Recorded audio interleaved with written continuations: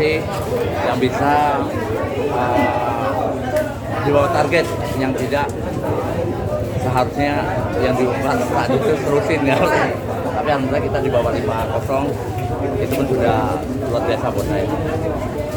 Kita gimana nih? Gimana Liga 3? Ya untuk persiapan untuk Liga 3 ya alhamdulillah dengan kompetisi permainan kita saat ini sudah sebenarnya insya Allah kita sudah lebih kuat dan lebih matang dan juga kita targetkan untuk juara.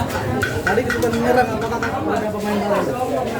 Gimana? Tadi kan sudah disebutkan di depan lawan. Ya, nanti itu kita ada kurang finishing mungkin dari pemain depan, jadi kita akan ambil pemain baru lagi untuk persiapan Liga 3 dan kita juga akan jika kita memang ada lagi untuk Liga AFC kita akan dicoba lagi, kita ada pemain dari Semarang 2 dari. Oke.